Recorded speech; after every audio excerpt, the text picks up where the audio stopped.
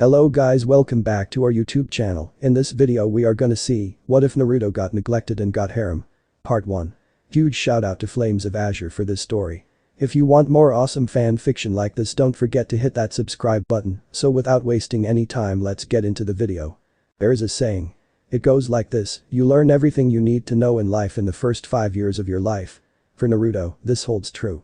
Ever since that horrible night, the night in which the QB was freed from its prison in Kushina Namikaze and then attacked Konoha, his life has been not what you expect. That night, the 4th Hokage, Minato Namikaze, had to seal away the QB somehow. He would have done so by sealing the yang, or light side, of the QB into Naruto's sister, Karu, while sealing the other half of the QB into his brother Menma. Only, in order to save Minato, Sarutobi arrived and did the sealing himself, with a smile as he died. Happy to be with his wife once more. Even though Naruto was the oldest of the 3 triplets born to Minato Namikaze and Kushina Uzumaki, the poor blonde was seen as second best, or in this case, third best in their opinion. They didn't even know that they were doing it and so didn't care. Some say that the reason for this is because of what happened just before the QB was released. When Kushina had finished giving birth to all 3 of her children, she was reasonably tired as hell. That was the perfect opportunity that the masked man to come in and threaten their way of life. He took Naruto and threatened Minato to back away from Kushina. The ending result was the QB's release. In the end, after all the fighting and the sealing of the 2 halves of the QB into Naruto's siblings, the event had caused a stigma and a darkness to grow within Minato and Kushina.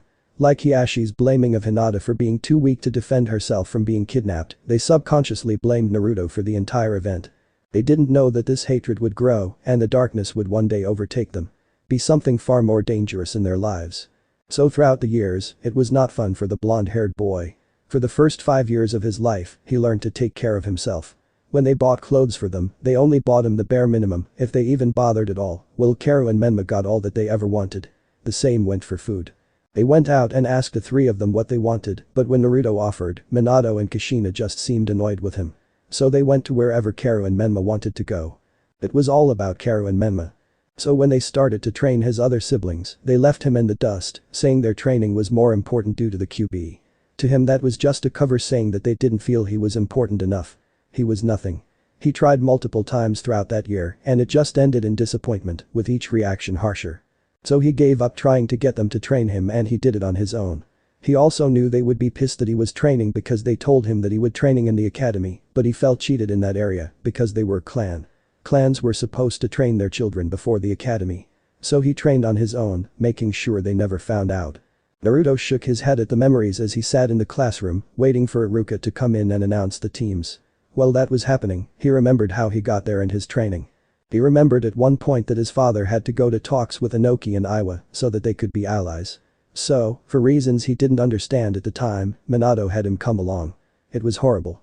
On the way there, his father would barely talk to him, and when he did, the man was just cold. So he stopped trying to talk and kept silent. However, when they got to Iwa, Minato began talking and smiling at everyone. It hurt Naruto to see this because the man never smiled at him. A simple smile was too much after all. And it was kind of odd since he knew Iwa was pretty pissed at his father after the last war. However, the most notable aspect of that trip was him making his first and best friend. Flashback. Naruto was bored. He sat in a boring office while his father and the Tsuchikage talked about things that he didn't understand or just didn't care about. He turned his head to look back at them, and with his father's back to him, he saw that the short old man had confusion in his eyes, wondering why Naruto was even here and why Naruto looked so miserable. Of course Naruto didn't know that, all he saw was confusion. He was 7, he wasn't meant to know all that yet. Thankfully, his boredom was stopped by the opening of a door and in rushed a little girl his age. The girl has short black hair, unique pink eyes, a red shirt with a sleeveless brown vest over it, a pair of brown shorts, and open-toes brown sandals. Grandpa. I am bored. Let's. Oh. She said, stopping short of what she wanted when she saw said old man talking to a blonde-haired guy that her dad didn't like. The Tsuchikage chuckled. Sorry, Kuritsuchi, I am busy at the moment. He then turned to Naruto and smiled.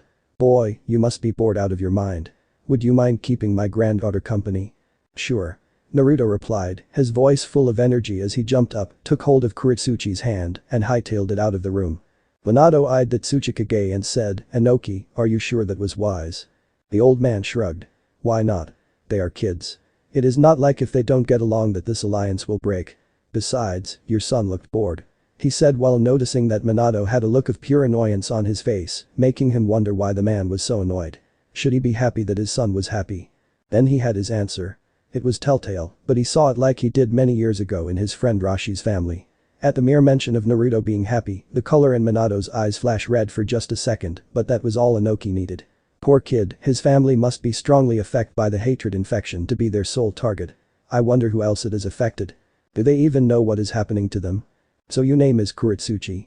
Naruto asked, making the girl nod. Cool, I am Naruto. Nice to meet you, Naruto. Kuretsuchi replied with a smile as they slowed their pace and simply walked through the village, get many to look their way. So what kind of fun do you guys have around here? Kuretsuchi smiled at that.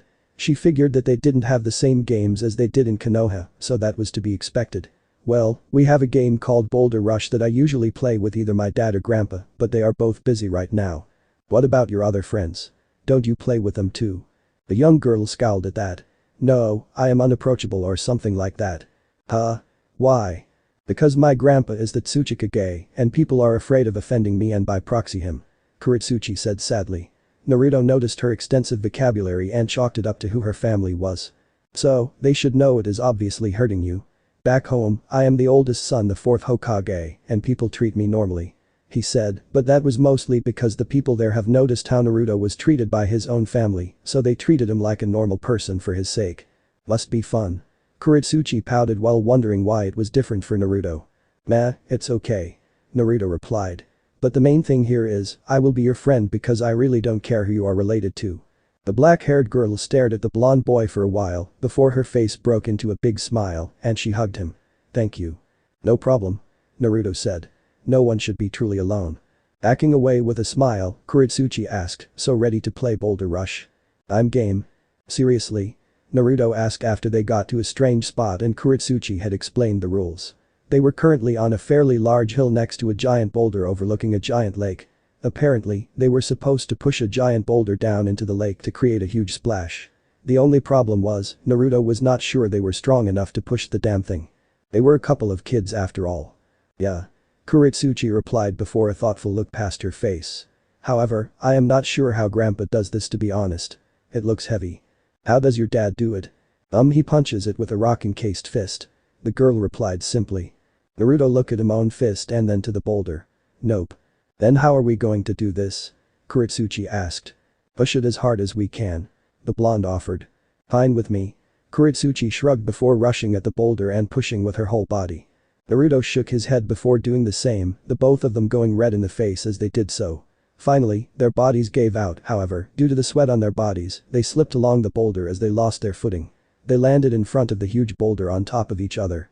Thankfully, Naruto managed to land on top where he used his arms to stop his fall, with both of them on either side of Kuretsuchi's head.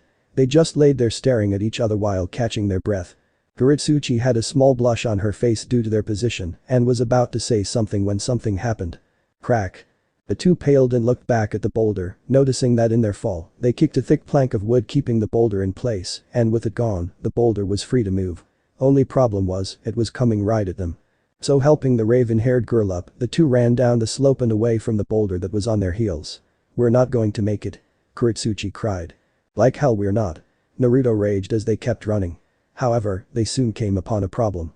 They were running out of land and quick due to the lake in front of them. Naruto silently cursed. He would have to reveal some of his chakra control training to survive this, hopefully Kuretsuchi was not a blabbermouth. Slowing down just a bit, Naruto scooped Kuretsuchi up bridal style, added a constant flow of chakra to the soles of his feet and ran along the water just as the boulder crashed into the water.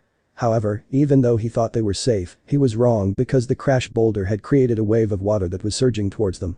Oh come on, Naruto deadpanned as the wave almost hit them. Almost being the key word because Naruto cut the chakra to his feet and sank while letting the current take him to the other side of the wave and then running on top of it to ride it out. All the while, Kuretsuchi was looking on in amazement. Their little reprieve of danger was cut short as Naruto not only lost his footing, but his control over his chakra as well. The end result was them getting swept up by the rest of the wave and then getting slammed on the other side of the lake, right into an outcropping of rock. When Kuretsuchi came to, she found that she was in Naruto's arms with his back to an outcropping of rock, no doubt made by her grandpa's men, one of those mask-wearing guys. Still, they saved them and Naruto saved her. He was cool her in books.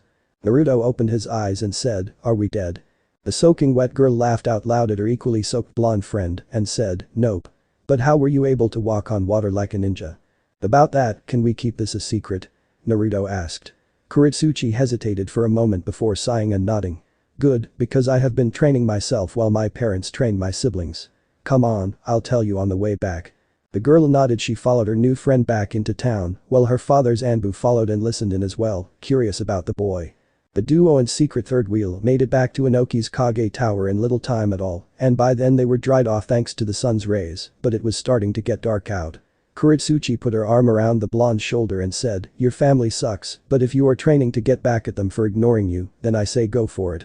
And if it doesn't work out, you can come here. After all, you are my friend."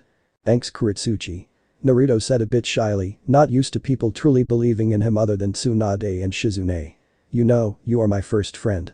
Kuretsuchi looked at him for a moment, not believing it for a moment, and then she thought about her own situation, and then smiled. She hugged him and said, "Mine too, but I think you are my best friend." Naruto gave off a megawatt smile and nodded. "Cool." The girl let go of her new friend and start to walk back into the tower, but before she could, she stopped. Naruto was about to ask if she was okay, but he didn't get a chance to because Kuretsuchi backtracked to him. "Oh and thanks for saving me," she said while planting a small kiss on his cheek before running back into the tower. Naruto watched the girl run back into the tower a bit dazed while he held his cheek. "No problem." He droned out, making the hidden Anbu chuckle as he disappeared to report back to his superior.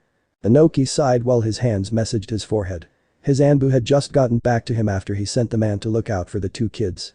He had been surprised to find out that Naruto was able to walk on water somewhat with obviously no help from his parents.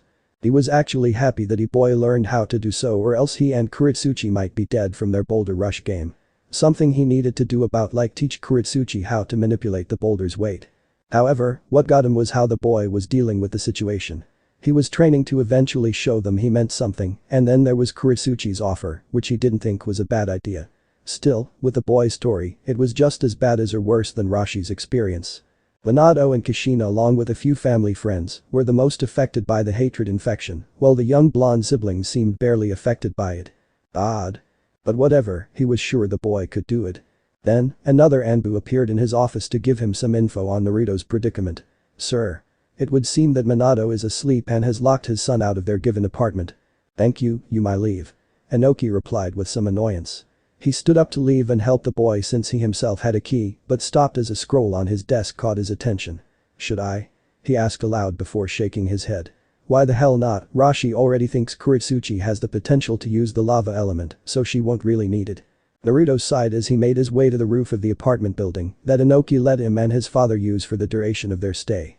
However, like usual, his father had locked him out after a long day of work, not bothering to even care if Naruto was there or not. "Figures." Naruto grumbled as he stared out around the village of Iwa in twilight. "Something on your mind, boy?" a familiar voice asked him from behind. Naruto wiped around to see old man Inoki floating a few inches off the ground. The blonde shook his head and said, "No, not really. Just wondering why my family is like it is." Inoki nodded. "When you do, you will have to face something dark. When that time comes, I feel that you will need all the power you can get." "What do you mean?" Naruto asked, not understanding. Inoki smiled as he handed Naruto a scroll. "You'll know when the time comes," he said as he floated back to his tower, but not before turning back to Naruto. "In the meantime, get some rest."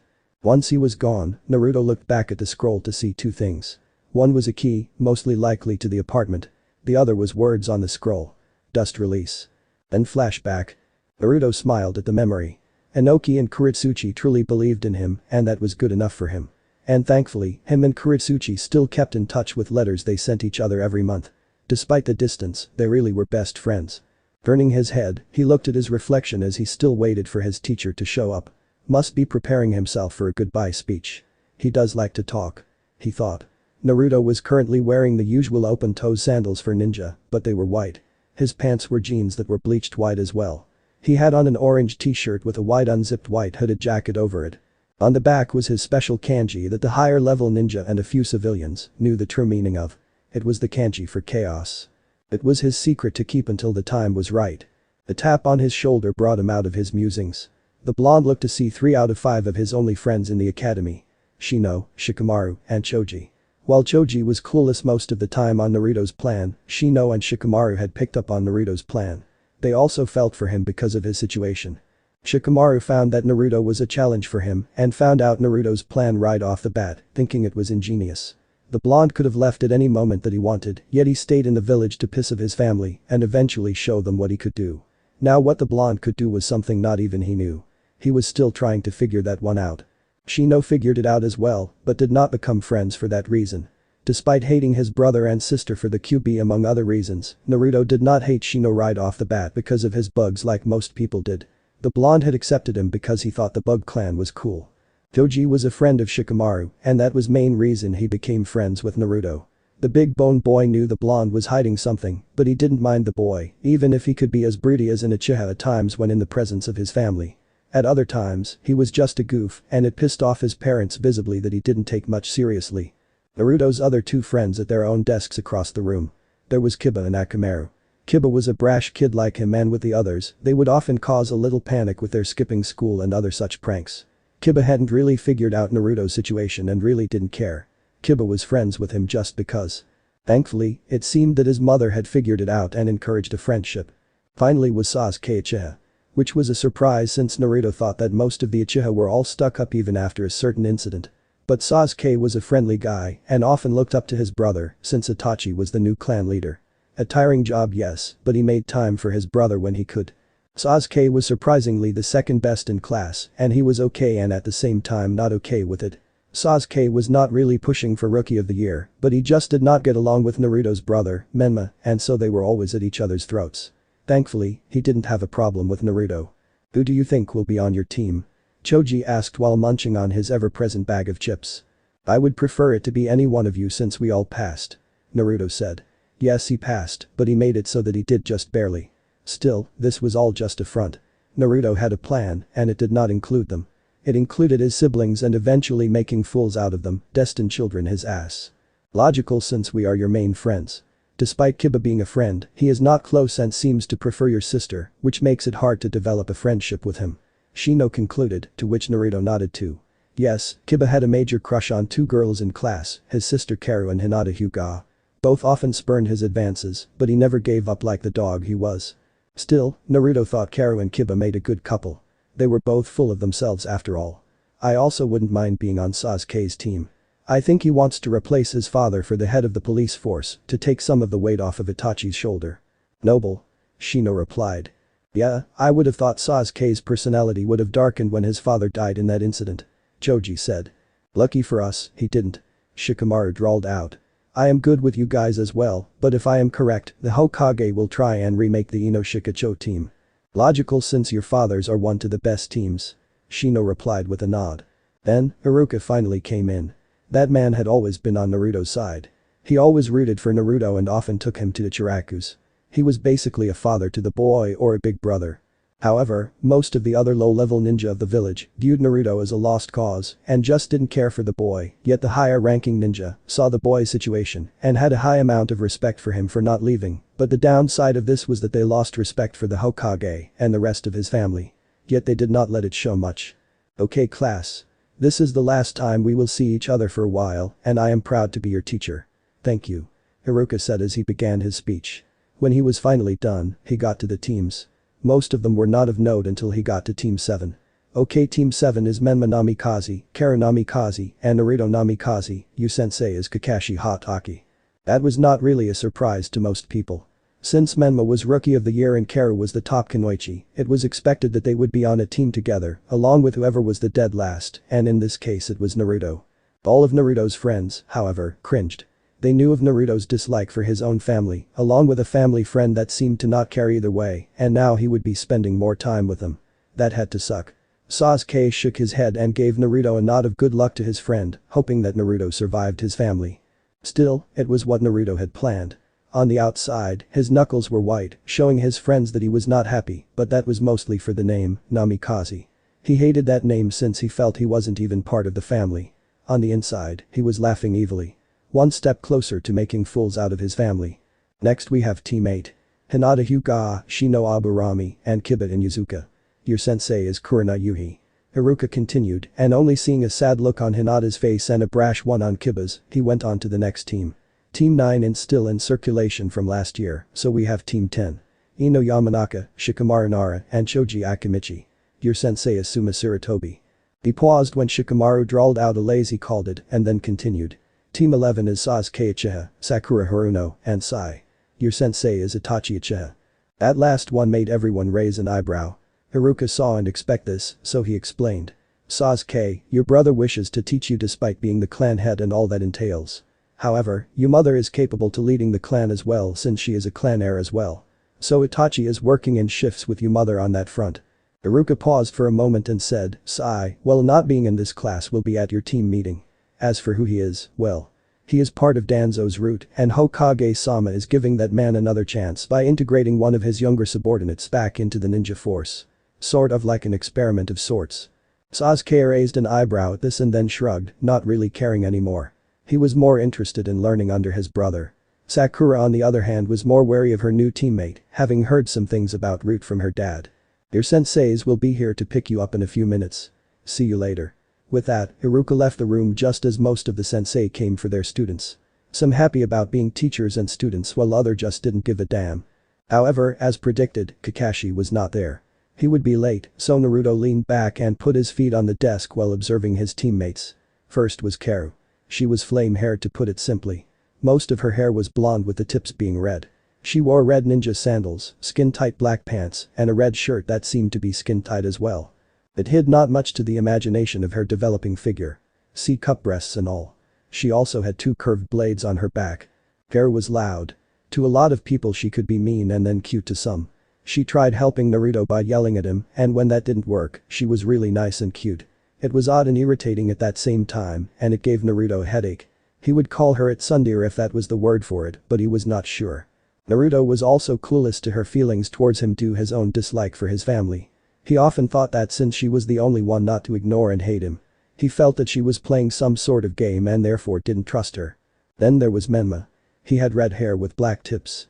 Many thought it was badass. Naruto thought it made him look like an ass. The boy had black ninja sandals, black cargo pants, and a silver tank top to show off his developing muscles. Like other ninja he had his ninja tools on the back of his belt. Like Karu and most of their family, Menma was loud and he was egotistical to the level of Uchiha on some days. He and Naruto did not get along at all. Others thought that they actually hated one another. However, it wasn't always like this. Menma used to get along with Naruto, not buying into their family and some friends not giving Naruto a chance. That changed over the years as he too saw Naruto as nothing but dead weight. So he began to hate the blonde boy with a passion, often degrading him like their dad did on occasion. To him, Naruto was worthless and that Jiraiya had been right. Naruto closed his eyes. Yes, with all of his training and not just in the dust release, he would show them he was not the worthless brat they made him out to be. He would show them, more importantly, he would show that damn toad sage, that he was not nothing. Naruto snapped his eyes open and smiled. And I show them the power of Naruto Ranyaku. What a waste of time. Minato ground out as he did paperwork while also talking to Kakashi. Said sensei thought he would speak to his old sensei before he went to check on his supposed team. What is sensei? Kakashi asked in his usual bored manner. Me keeping to Sarutobi's way of setting up teams. Minato replied with a frown. So far it has worked, but this time it won't and it pertains to your new team. Menma is the rookie of the year and Karu is the top Kunoichi, which is to be expected. However, the dead last this year is my other son Naruto. Kakashi noted the disdain in Minato's voice when he said that Naruto was his son. It was no secret that Minato disliked Naruto to a point of hatred and no one could really figure out why. Kakashi himself didn't feel that way, however, since he was so lazy most of the time due to losing Rin and Obito, he just didn't care. Most of the time, he would let Minato's words about Naruto pass him by, but since he was going to be teaching Naruto, he needed to do something. He had also noticed that Kushina didn't care much about her firstborn as well, which baffled him since she was a very kind and caring person. He just could not figure out the why of things. But he did have an idea. It could be related to what the cause of the QB's release that fateful night. Whatever went on that got a lot of Anbu, Sarutobi's wife, and Shizune's medic friend dead and caused some sort of stigma in the family, and the focus of that was Naruto. Another piece of info that made him think was the Uchiha incident. Mikoto and Itachi both confirmed a strange masked man that tried using Gain Jutsu to cause Fugaku and a few others to cause a coup d'etat. Thankfully that ended in failure because Fugaku broke free of it, declaring that the Uchiha would find their own way to power and then rushed the masked man. The end result was Fugaku and many other Uchiha and the police to die at the hands of this masked man. The news of the event caused a new spark of rage within Minato, and from that point on, he became far harsher on Naruto. To Kakashi, that meant that whoever that masked man was, he was the cause of all the hatred within the Namikaze family, and it pained him to see things like this. And Lord Jiraiya didn't help. He just made it worse with his damn toad prophecy.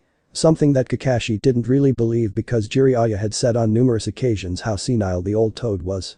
No, he would make his own opinions of Naruto now that he was his teacher, and maybe he could help the boy. Don't be too judgmental, sensei. Under my tutelage, he may just surprise you. Fa. Minato growled out. No offense, Kakashi, but I doubt you can salvage anything from a worthless piece of trash like him. He is nothing. We'll see. Kakashi replied simply while on the inside he was shocked to hear his sensei say such a thing. Just remember that Lord Jiraiya was in the same boat as Naruto back in his days and look how he turned out. Minato still wasn't convinced. But Naruto is not Jiraiya sensei. The brat has no talent whatsoever. How he managed to pass the exams is beyond my comprehension. Minato retorted. Ever since the day that Naruto refused his training a few years into the academy and how he was doing in school was brought up, he lost all interest in Naruto. Verbally putting him down whenever he could. Minato sighed with a sad yet angry look. Sometimes I think it would be best that he was never born in the first place. Kakashi shook his head as he walked out to meet his students. This conversation was getting too depressing even for him because Minato was starting to sound like Hiashi. 2 hours later for the genin, a man with gravity-defying silver hair walked through the door with an extremely bored look on his in his eye. Yeah, he had a mask on to cover the lower half of his face and his headband covered one of his eyes. He wore the standard uniform for all jonin. My first impression of you three is that I am already bored with you. He received 2 glares and 1 snore. Kakashi Hatake sighed as he did a quick observation of his would-be students. Karu was always cheerful and from what he knew of her, she was very strong since she was trained by her parents. However, she was a little arrogant and not that smart when it came to certain situations. He would have to work with that. Menma was one kid he was not fond of. Kakashi knew the boy was strong, but without experience, that meant nothing, yet the kid could be as arrogant as an Uchiha at times, and he hated his brother with a passion. Something passed down from father to son it would seem. He had his work cut out for him. Then there was Naruto. His sensei's failure of a son, however, he blamed Minato. Naruto's parents never really spent time with him. At all. And for that they thought he was a failure because he didn't accept their training. In the last year of the academy. Minato preached about family, yet didn't really consider his son family. It just made no sense to the son of the White Fang. Of course, Kakashi knew about looking underneath the underneath. Naruto was hiding something and he was determined to find out. After all, he was on his side. Now to just wake him up. Please wake up Naruto and meet me on the roof. Kakashi ordered before walking out the door, face down in his little orange book. Menma scoffed. You wake up the failure or let him rot there, I ain't waking him up. He said before getting out of his chair to make his way to the roof. Waste of time for this team anyway. Karu sighed and went to her older brother, knowing that Menma would not bother with such a menial task. However, once she reached him, his head snapped to her and he opened his eyes in a fierce glare, scaring the crap out of her. Kakashi-sensei said. I heard him. The blonde cut her off before walking out the door, leaving a sad Karu in his wake. How am I going to get through to him? She thought as she trudged after him. There was a reason he hated her after all. She was the one to mention how badly he was doing in the academy. Flashback. Are you kidding me? An 11-year-old Karu asked as she stared at her brother in disbelief. You are failing the academy. Doesn't matter. Just drop it. Naruto grumbled out as they entered the mansion. Menma just scoffed as he walked past, not caring. Naruto was a waste of his time and why Karu bothered even helping Naruto was beyond him. Once inside, Naruto got to work on his studies by reading a book on the couch. Normally he would be left alone, which was good for him so that he could read in peace, but fate seemed to hate him that day because his father walked in the room. Normally that would not be so bad, but the man was staring at him instead of ignoring his presence. Naruto, I need to talk to you. Minato asked, catching Karu, Menma and Kushina's attention. What about? Naruto replied, keeping his tone civil. Tempers often flared in this family after all. I think I should train you now that you know how to harness your own chakra. Minato replied, gauging his son's reaction. Karu looked happy while Kushina kept on a neutral look on her face and Menma rolled his eyes, knowing it would not help Naruto. Now. In the funking last year of the academy. Naruto thought angrily as an intense glare made its way to his face. No thank you.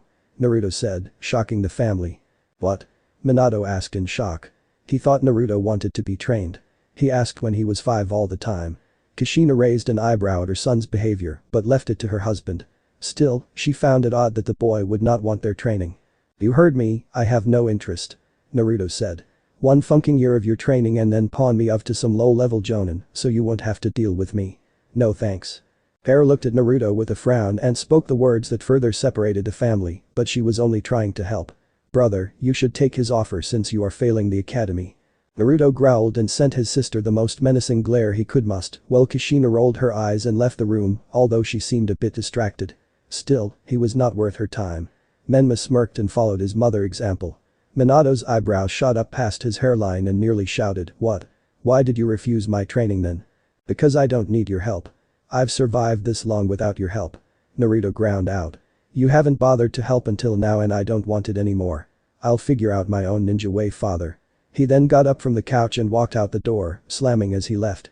It was not like he actually lived there or anything. Naruto never noticed the look of pure rage on Minato's face, nor Karu's extremely hurt look. Then again, he really didn't care.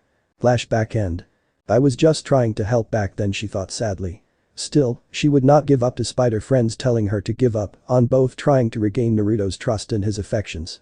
She loved him a lot and wanted to be with him, no matter what Jiraiya said about him. To her, he was not nothing. She didn't even care if others thought her feelings for him were weird. Ino and Sakura had tried to convince her that Naruto was a lost cause and to give up on her feelings for him, but that ended in disaster for them. Even Hinata told her to give up, but she knew that girl's game. Hinata liked Naruto as well, and she would not lose to her. She was so into her own thoughts that she didn't even notice that she was the last one to the roof and already sitting down in between her brothers. She noticed that Menma was sitting on a step that led to the edge of the roof and he looked a little pissed, probably for being on a team with his brother. And Naruto was leaning against a railing on the roof while having a bored look on his face. Kakashi cleared his throat and began. "Well, now that we are all here," a pause for the group to look at Karu, who just looked annoyed at being singled out. "We can begin. First I want to tell you that you may think you are genin, but you are not yet. So, tomorrow, we will have a test of sorts to see if you have what it takes to truly be genin and be on my team. But before that, let's get to know each other." "Why don't you go first?" Karu suggested. Kakashi eyed her with a bored look. "Fine. My name is Kakashi Hatake. My likes, my dislikes. I have hobbies.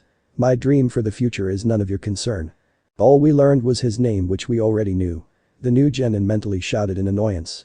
"Since you opened your big mouth about all of this, you go first, Flamehead," Kakashi ordered. Karu pouted cutely with her cheeks puffed out before she relented. "My name is Karu Namikaze.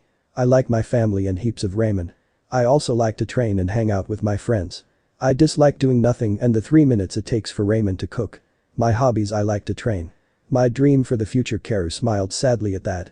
"Maybe be Hokage like my mom wanted to and to have a family of my own." While the others looked away, she looked at Naruto at the end. "Okay, so I have Minato's daughter who has great potential and for some odd reason, what to be with her brother, who everyone can tell, hates her. But then again, everyone knows she loves him. Odd," Kakashi thought, but he was not going to interfere with that. Menma raised an eyebrow and kept silent. "Hokage, huh? That arrogant ass would just give it to her now if he could. What a waste of time," Naruto thought boredly. Those were the thoughts running through Karu's potential team. "Okay then, you're up, Red."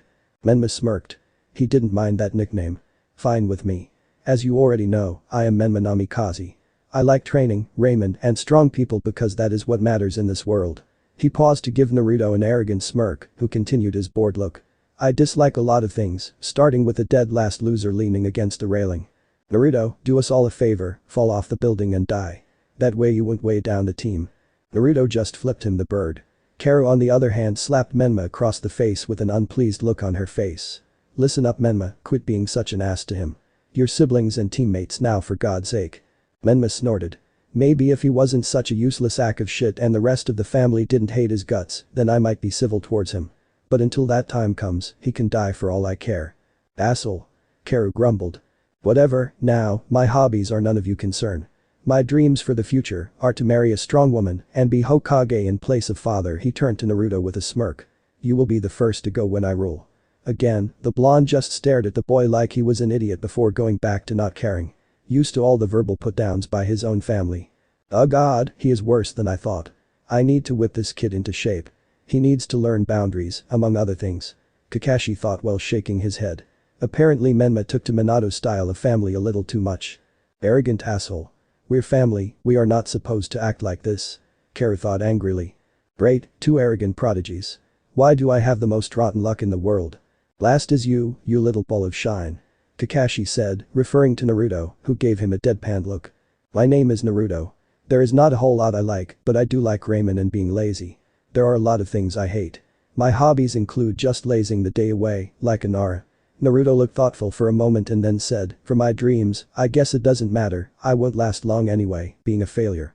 After all, I am nothing. He said, ending it with a creepy smile that sent shivers down their spines. This kid is something else. They really did a number on you, but I see through that facade. You are hiding something big. Just what is it? Loser. At least you accepted your fate. Oh Naruto. I love you with all my heart. Why are you like this? Karu obliviously thought before she opened her mouth. Don't worry Naruto. I'll protect you. Great. Naruto replied sarcastically while rolling his eyes, my death has been prolonged today.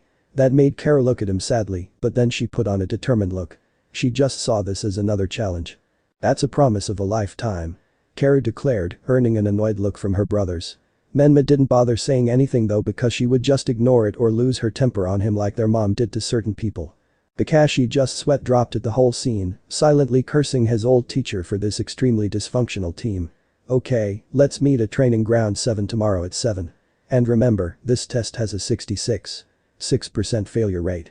Oh and it would be best just to not eat any breakfast unless you want to throw up. Later. With that, Kakashi went up in smoke. Ugh, fine, let's just go home. Menma stated as he and Karu got up to go home. Karu was the one to notice that Naruto was not going in the same direction as them. Naruto, where are you going? Away. Was the short reply. Forget him Karu, it is not like he actually welcome at home. Menma stated, making Karu sigh in exasperation. Naruto arrived to one of his favorite spots in the village, despite his family being there occasionally. That would be Ichiraku's ramen stand of course. Hey Naruto, your usual? Tucci asked with a smirk, knowing all of the orders by heart for Naruto and his siblings. That would be great, thanks. Naruto replied as he noticed that AM was not there. So where is AM? Tucci smiled and said, out delivering orders, if you stay long enough, you'll probably see her he. Thanks. Naruto replied. AM was a special girl that Naruto often saw as a sister, however, she would often flirt with him, but despite that, he thought she was a better sister than the one he had. Soon, his order arrived and he started chowing down. However, his mind was not on the great gift that was ramen. No, it was on a subject he often reflected upon. That day when Jiraiya came to deliver the so-called prophecy that drove the spike between him and his so-called family further in. Flashback. The 7-year-old Naruto was walking to his father's office to annoy him like he usually did just to show the man that he was still there. After all, the man loved to ignore him since they got back from Iowa. When he got there, he noticed that the door was cracked open and there was someone talking. So being the curious kid he was, he stayed on the outside of the room and listened in. From the crack, he saw his whole family was in there along with a man that just showed his eye, Tsunade, Shizune, and a tall white-haired man. It was the white-haired man that was speaking. I have gathered you all because I have received a prophecy from the Grand Toad Sage. Jiraiya stated. Really? What is it? Kushina asked. Jiraiya seemed to pause there, as if thinking about something. It goes like this. 2 children from powerful parents will decide the fate of the world. They will be its destruction or its salvation. I believe that these 2 children are Menma and Karu. Minato smiled brightly at this. So what should we do? Simple. Up their training. Focus solely on them. Jiraiya stated. That is no problem, we already do. Kushina replied simply. What about Naruto? Tsunade asked a bit peeved with Kushina and Minato since they admitted that they obviously didn't train Naruto. Jiraiya scoffed. What about the brat? He is useless, I say just forget about him. In this situation, he is nothing. Why would you say that Uncle Jiraiya? Asked younger Menma, a bit angry with the man. Jiraiya smiled at the young boy as he crouched down to his eye level. Because Menma, you and Karu are the only thing that matters. Your brother is useless trash with no talent. When he becomes a genin, then you will have to protect him if you want, but if he gets to Chunin it will be a miracle. Just accept it. Menma turned away from the man with a sad look, but his mind had been made up then and there. Karu on the other hand just glared at the white-haired man, not believing the bullshit that came out of his mouth for 1 second. Tsunade, who had been disgustedly shocked by Jiraiya's words, had grown pissed with each passing second. Looking at Minato and Kushina to see that they were just accepting Jiraiya's hurtful words was just sickening. Naruto was their son. Then there was Kakashi, who was just taking everything in with a bored look like he didn't even care. What the hell is wrong with you people? Tsunade raged, making Shizune jump, but she understood where Tsunade was coming from. What do you mean Tsunade? Minato asked. Naruto is your son, damn it. Tsunade shouted. How can you just treat him this way? That boy is nothing, Tsunade. Minato stated, but Tsunade notices the darkening of the man's eyes and the quick flash of red. Minato gained a sad look. He is such a disappointment. Sometimes I think it would have been best if he had never been born or had died in his hands that night. How can you think like that? Tsunade raged. You haven't even trained or spent time with him, damn it. And why should we? Kushina growled, displaying the same reaction with the eyes, but also something else as well. She held her head for a second and looked distracted. Jiraiya took notice of this and widened his eyes in fear for some reason before he narrowing them, however, he did nothing to stop her, which confused Tsunade. He is not part of this family. Tsunade lost at them. This is utter bullshit, and you know it, Kushina. She screamed before turning to leave. And where are you going? Minato asked, his eyes narrowed. Back to the hospital. Tsunade snarled. Since none of you give a shit about one of your own, it is up to me to make sure he stays alive. At least I care for him. Come on, Shizune. Tsunade then ripped the door open and walked out into the hallway, however, she noticed a small blonde boy running further down the hall and out of sight. That sight put more rage into her system as she turned back to the room. To me, you are the worthless ones, so don't expect me to help you out. She never heard Kushina break the silence as she ran off to check on Naruto. Kushina held her head some more and whispered helplessly, no, it is not like that. She paused and her voice became darker. He is connected to that man. While showing no reaction, Jiraiya was very creeped out and sweating on the inside. Naruto. Tsunade called out as she found him crying at the entrance to the tower. The look she received was heartbreaking and it made her want to cry alongside him. Instead, she crouched down and hugged him alongside Shizune. Why do they hate me? Naruto cried. I've done nothing to them. I don't know, Naruto, I really don't. Tsunade said as she held back a sob of her own. But, I won't let anything happen to you. Me and Shizune may not have a lot of time thanks to our jobs, but we are there for you, and if you ever need help with ninja training, even medical training, just ask and we'll be there. Naruto calmed down after a while at that as he just held on to the two women. Okay. Was all he really said and they didn't know it, but something in him cracked that day. Then flashback. Yes, ever since that day, he considered Tsunade more of a mother than Kushina and Shizune as a big sister. And true to their word, they had taught him all the medical knowledge he could ever want. He was a genius in his own right to the medical arts and it showed. Everyone in the hospital knew what he could do. Still, sometimes he would scare them when he said it was no big deal, often saying in his own creepy way that he was nothing. Tsunade knew the meaning of that phrase and it hurt her every time he said it. A few minutes later, Naruto was walking home from the ramen stand when he noticed a square rock following him. Ugh, Konohamaru rocks don't follow people around or are square. Right, like always, boss. The boy shouted as he let go of the transformation and coughed on the smoke. Naruto chuckled to himself. He knew the kid because Asuma introduced them and they have been good friends since. Also, somehow the brat managed to see past his charade. Boss. Let's go prank some Chunin. Okay. Naruto said with a rare smile. Mom. I'm home. Karu shouted as she entered the mansion. Oh good. Tell me, who did you get for a team? Kushina said, walking into the living room. Oh, I got Kakashi as a sensei. Karu stated, which made Kushina's eyebrow twitch in annoyance. Kakashi, while being known for being one of her husband's last living students, was also known for being very late. All the time. And the fact that he never passed a team plus he was lazy as hell. Then there was the reading porn in public. That man just irritated her to no end. Then there is me, Menma, and Naruto. Kushina put a frown on her face. Two prodigies and the family failure. I get Menma, but why the hell did he put Naruto on the team? Karu heard the tone of disdain in her mother's voice. It was not the first time she talked about her own son like that, but for the first time, Karu was questioning why. Well, he is my brother for one, and I think father wants me and Menma to protect him. Kushina laughed at that. Oh, you are too nice, Karu-chan. One day you will be promoted and he will be left alone and probably die in the field, alone, like the worthless trash he is. Mom. Karu shouted in shock. How can you say that? Kushina looked miffed at her daughter's behavior but shrugged it off.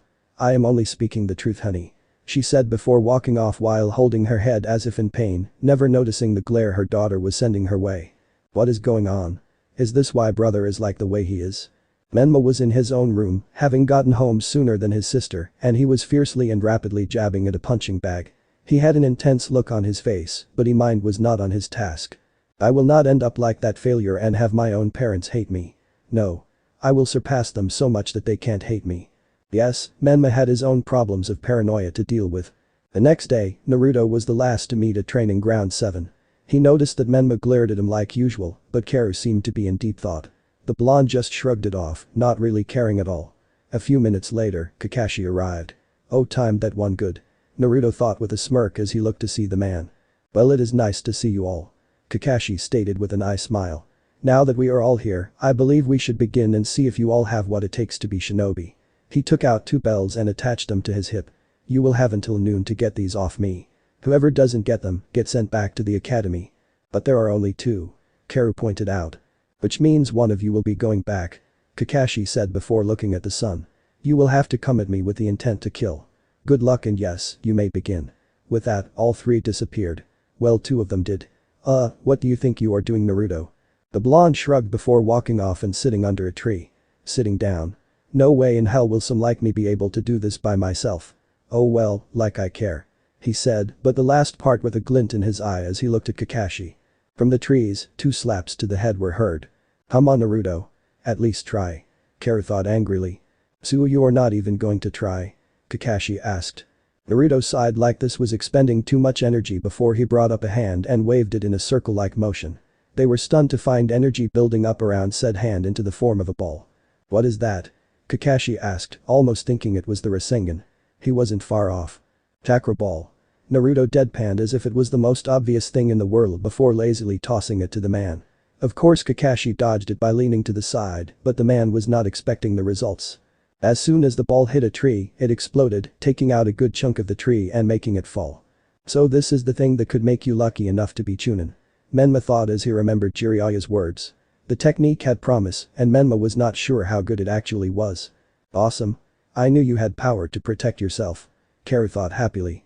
Question is, would mom and dad accept you for this? After all, they seem to be against you no matter what, and I can't figure out why. Just how did he make that? Kakashi thought with a wide eye. There, I tried. Naruto stated before leaning his head back and closing his eyes. He is hiding something, maybe I will find out during this escapade. Kakashi thought before shrugging outwardly, walking off, and disappearing. Soon the scarecrow-like man found Karu, and from what his old sensei told him, the girl was still really bad at genjutsu, but that was kind of expected for a Jinchuriki. However, she should be able to detect the illusions and dispel them. Still, he would have to do an emotionally shattering one to get past the girl. He just hoped she forgave him later on. First lesson. Genjutsu. Karu was almost hiding perfectly from Kakashi, or so she thought. She knew that the man was a jonin, and while she was strong, she was barely a genin, despite being a Jinchuriki. That's it. I have to have them help me in getting the bells. Teamwork. Duh. She was about to get up, but a wind started blowing and things changed. Karu, I found out the true test. Came Naruto's voice. You too? Karu asked before a smile crept on her lips. Her mother was wrong, he was not worthless. It's tea he started but was cut off by a 3-pronged kunai to the stomach, followed by their father appearing in a yellow flash and backhanding Naruto into a nearby tree. Dad? Karu asked in fear from his enraged face. On the outside of the genjutsu, Kakashi rose an eyebrow at that. What would he be doing in the hell viewing technique? You need to grow up, Karu. Minato replied as Kushina appeared in the scene in full battle attire. Mom? Karu asked in disbelief. Okay, now Kakashi was concerned. What was this girl seeing that had her parents in it? I told you before, honey, he is nothing but worthless trash. Something that needs to be put down. No, Karu whispered, rooted in place as tears started falling from her face. Kushina ignored her. Menma, would you please be a dear and bring that failure over here, we are going to be helping your sister with her little problem. My pleasure. Menma said as he walked onto the scene and dragged Naruto to them before slamming his foot into Naruto's back to make sure he didn't escape. All with a cruel smile on his lips. What do you mean, mother? Why is Menma in on this? Karu asked. He is just helping us get rid of this trash. Kakashi replied as he appeared on the scene. You too, sensei? Karu asked, visibly shaking now on both sides of the genjutsu. Please don't. The real Kakashi was really starting to regret his genjutsu decision now. Her worst fear may be something very terrible. The illusion Kakashi took out a tanto and held it at Naruto's neck. From this point on, you will not have this worthless trash for a brother. He will be forgotten, and you will become a great shinobi with a great QB no Kitsune inside you, no longer held down by your sick love, and be one of my 2 students. No. Don't do it. He can be better. I'll help train him. No, please. I love him. Don't kill him. She shouted both ways, scaring the crap out of the real Kakashi, but the fake was not even fazed.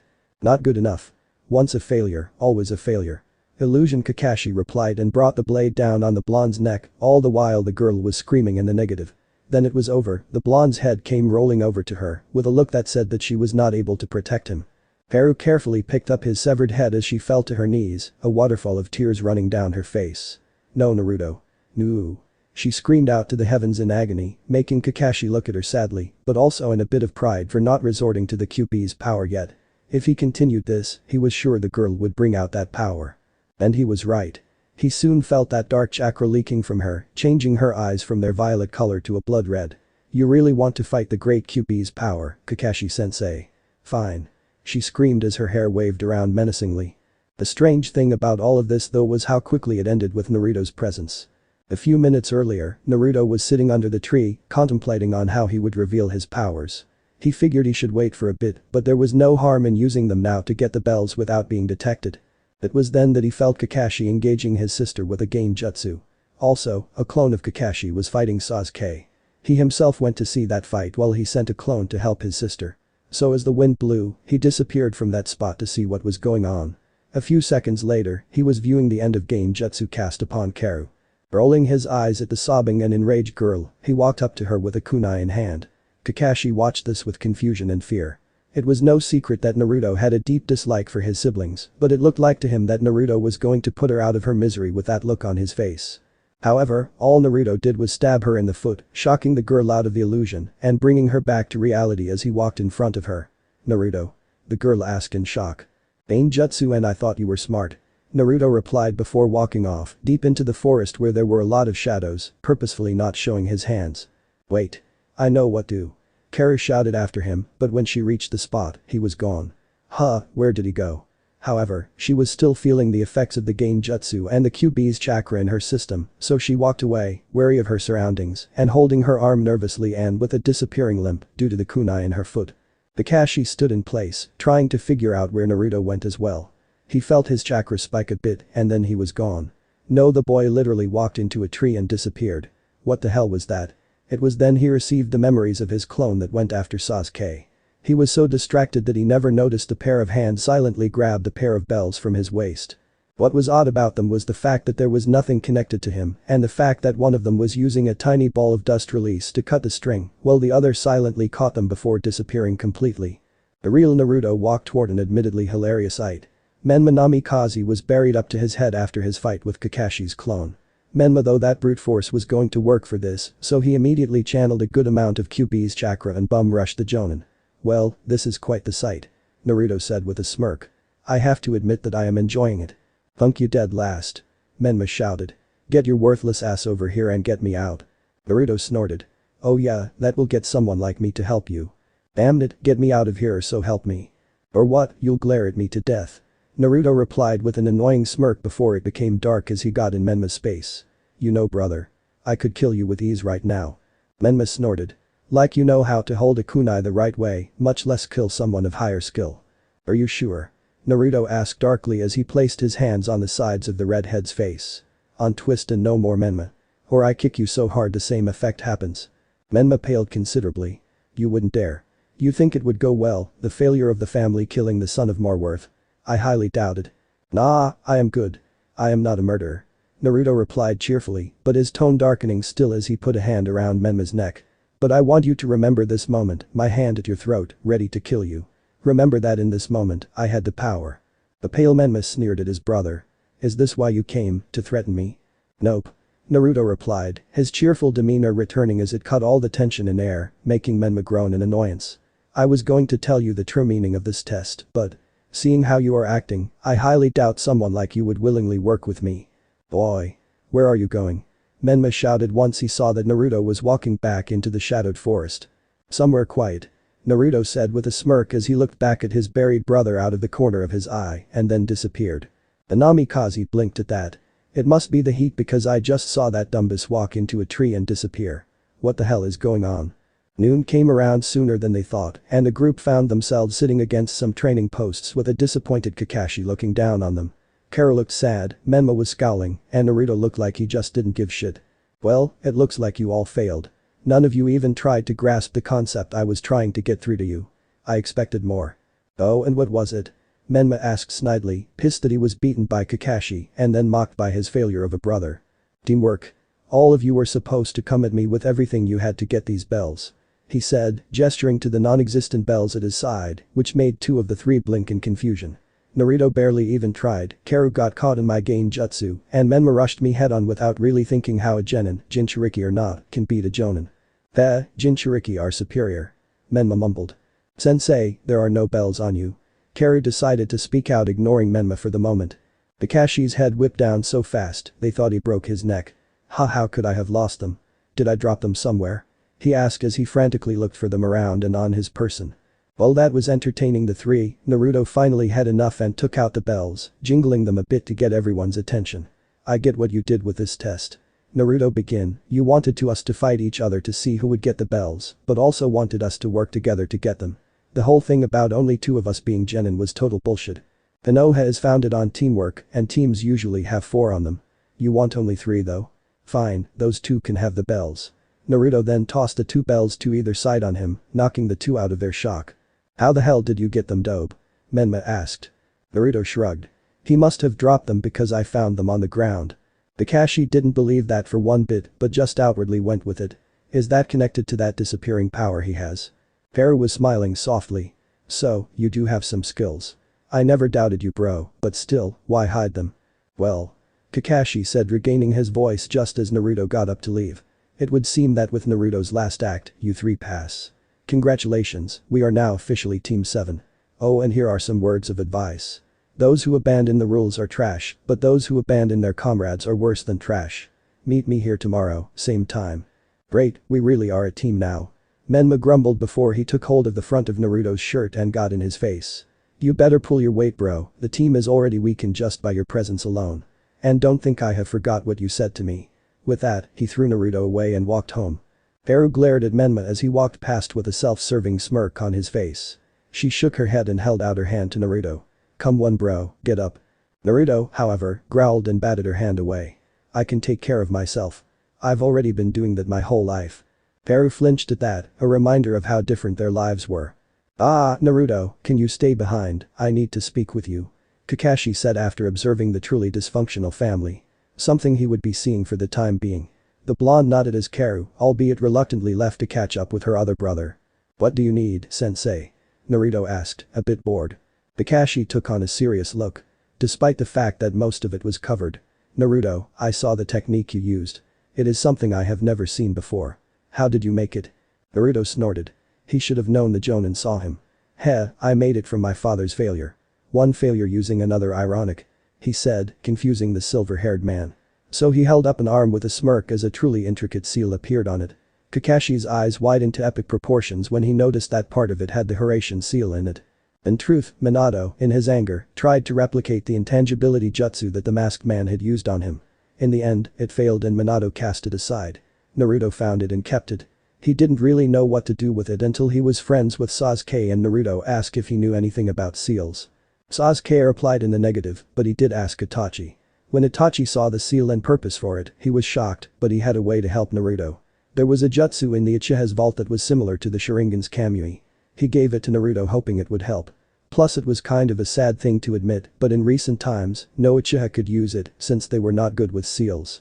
Naruto worked his ass off to learn everything he knew about seals, and thanks to his Uzumaki blood, it came easy to him after a while. Plus he was able to imprint his medical knowledge to create something else, but that was for another time. But it was true that Naruto learned all he could of the Hiraishin.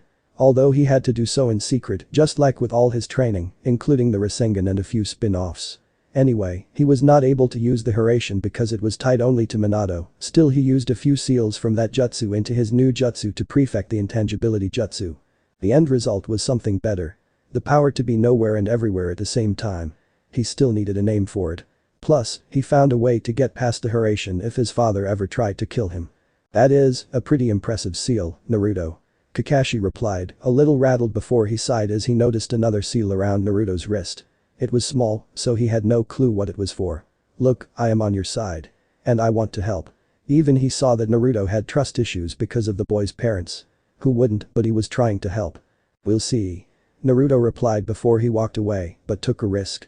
If Kakashi really was on his side, then he would not speak about what he saw today. Naruto disappeared in a swirl in the air. Kakashi could not help but gawk. Naruto arrived at the door to his father's office. It was nearing dusk, and after a long day of dealing with the village and paperwork, he still had more paperwork to do. He was very irritable and just wanted to get shit done. Now was the perfect time to enact the first part of his plan. Knocking on the door, he received an enter and did so. Minato, seeing that it was his son, just scowled and kept on working. "What do you want?"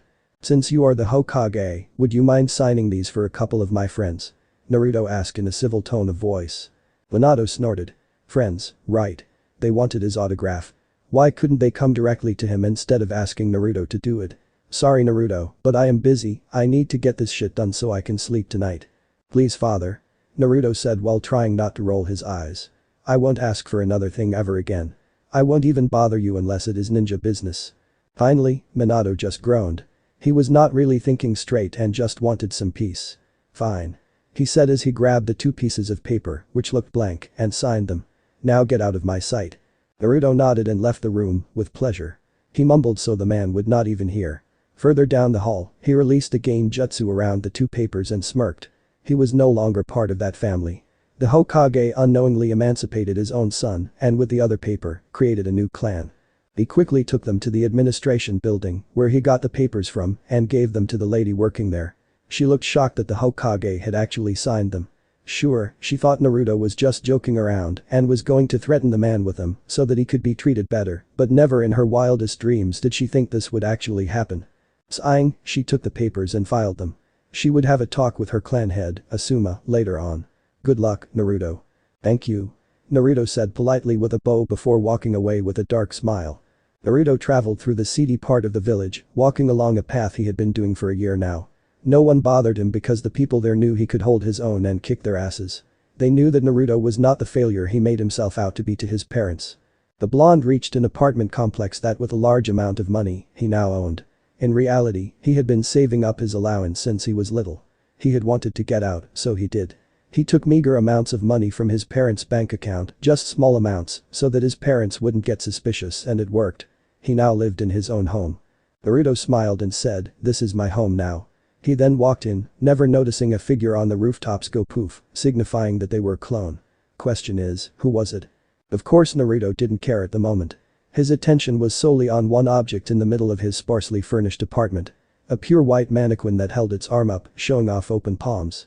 The mannequin had no discernible features other than the complex seals that traveled down its arms and ended at the palms, showing odd circles that had two eyes in it. Artificially created Sharingan there were fully matured. He remembered when he decided to do this. Flashback. The 9-year-old Naruto was bored. He had just split ways with his friends, one of them being Sasuke now. But he didn't feel like going home to where he wasn't wanted. His medical seals were going well. But he had created one that you were supposed to put something in it for it to work. Question was, what? "Naruto?" asked a voice to his left. Naruto hadn't noticed he had ventured close to the Uchiha part of the village. Which wasn't that hard thanks to the wall that was taken down.